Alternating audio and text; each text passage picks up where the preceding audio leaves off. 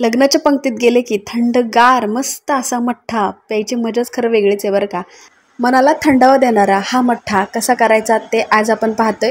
फक्त 2 मिनिटात मस्त असा थंडगार मठ्ठा आज आपण पाहणार आहोत. चला तर मग मस्त अशा रेसिपीला सुरुवात करूया. आणि रेसिपी पाहण्यापूर्वी आपल्या चॅनलला प्लीज तुम्ही सबस्क्राईब करायला विसरू नका आणि सोबतच घंटीचं सुद्धा बटन दाबा. चला तर मग सुरुवात करूया.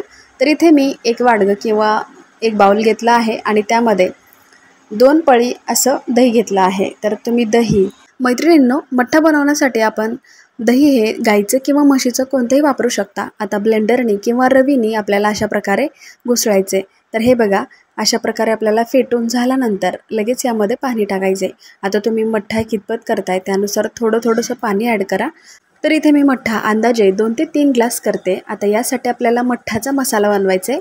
तर इथे मठ्ठ्यासाठी आपल्याला मसाला लागणार आहे अर्धा इंच आलं, 3 ते 4 हिरवी मिरची आणि 1 चमचा जिरे. तर असं घ्यायचं आहे. तुम्ही आलं खिसूनसुद्धा घेऊ शकता आणि मिरचीचं प्रमाण तुम्ही कमी जास्तसुद्धा करू शकता. तर इथे कमी तिखटाची मिरची आहे त्यामुळे इथे मी 3 मिरच्या घेतल्या आहेत. आता हे सगळं आपण बारीक अशी पेस्ट करून घेऊया. बनवलेल्या पेस्टची साधारणतः 1 चमचा पेस्ट तयार झाली. आता ही पेस्ट आपण या ताकामध्ये टाकून घेऊया. आता हे टाकल्यानंतर आपण छान मिक्स करायचे. तुम्ही आला खिसूनसुद्धा टाकू शकता आणि जिरेचं प्रमाण कमी जास्तसुद्धा करू शकता. या व्यतिरिक्त आपण यामध्ये काळं मीठ असतं ते सुद्धा ॲड करू शकता. आता आपल्याला चवीनुसार आपण रेग्युलर वापरतो ते मीठ टाकायचं आहे आणि थोडासा गोडवा येण्यासाठी त्यामध्ये साखर टाकायची आहे. मठ्ठ्याची चव ही आंबट गोड असते त्यामुळे जास्त प्रमाण ठेवायचं नाही आहे. अगदी किंचित आपल्याला गोड टाकायचं आहे.